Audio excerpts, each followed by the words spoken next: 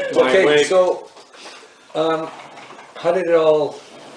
When did you start this? When did you write this song? I guess I was sitting on a sailboat in 1989. I think I was anchored, sipping a Remy, and Was Spark there? no, actually Spark had passed 2 years ago in '87. Okay. And I was just reflecting on what he and I used to do in the sailboat. Right. And I think I heard that song at the cottage you were renting one summer. Oh, yeah, I was wondering about that. Yeah, that was, I think we were Was that the early 90s or? I think that was '97 at Unbax. Yeah, right, okay. Yeah. Okay. And I can remember thinking that's got some potential, it's a good song, but nothing really happened, I guess, until we got together 2015, the fall, was it 2015, Laurie? Yeah, I think it was 2015. August 8th, actually Thursday. You guys, right, you guys were just wanting to do a jam, and invited me to come along, I guess, at some point later on, and then we kind of played some songs and did some stuff like that, but at the end, Hal plays this song, The Wind and the Waves, and I said, wow, that's got potential. I remember that. I remember you thinking there, it sounded like the Great Big Sea, or what was it? And we'd never heard of that being. Right. And we actually went out in the deck and looked at the Great Big Sea. And back then, I guess it kind of was the Great Big Sea song. Well, it was, yeah.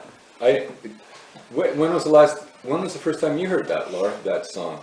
First time I heard that song is when I came over to Hal's for a barbecue. Right. Hal played it for me, and that's when I heard about it. I mean, let's face it, for most of those jam sessions, you were doing the bulk of the work, the singing and the guitar playing, and then I guess when we decided to maybe work on this song, it was close to me going away for the winter, and we ended up kind of sharing notes all through winter, didn't we? That's true, but there were also some very significant things that happened in the fall and the late part of the summer. And I remember the sound bites, Laurie getting the words, himself singing the song, and then where he first got the slide. Right. It was your idea to actually have the slide that we tried, but it was a dirty slide. And that actually happened early in the fall. So you were... and another point, and Laura, you might bring this up, is when I heard the song, I thought it could have some more romantic lyrics. That's right. And personal lyrics, and you and your friend Jackie ended up writing those, or some of those lyrics, and Hal, right? Well, I remember we came over here one day and devoted, maybe an hour of our time and just sat around this table right here where we are now and just started brainstorming some romantic lyrics, and managed to put 4 verses together of romantic lyrics. Right. The irony is, Paul, is that literally we were sitting at this table, Jackie was sitting there, and she had just written out the lyrics, and they had done an incredible job. You had given us an email, can you romanticize it up? Right.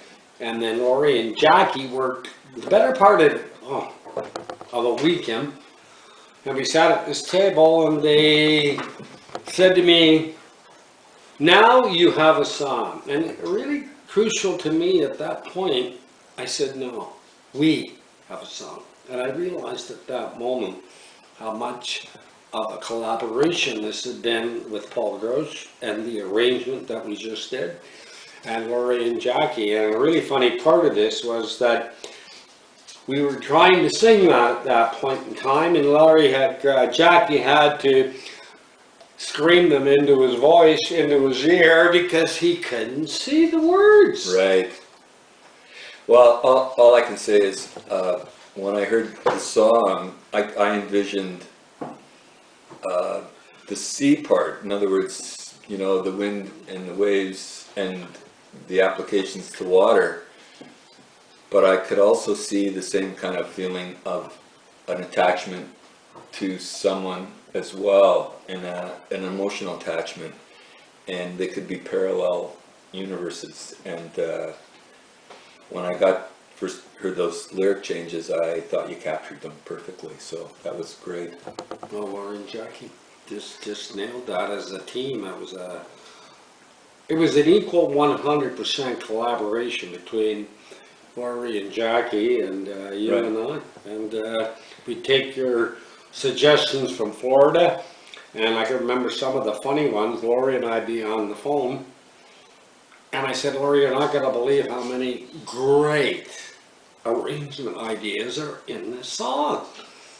And he goes, holy cheese, you have the one on the slides, the one on us, and just quantum things Right. happen Yeah. by you walking on the beach in Florida last year. Yeah, and then you could try them out, and we ended up sending, you know, audio text back and forth. It was an amazing collaboration. But I guess, you know, fast forwarding, when we did get back in the spring and we had a few rehearsals and fine-tuned all those points up, a decision was made to record this. Mm-hmm.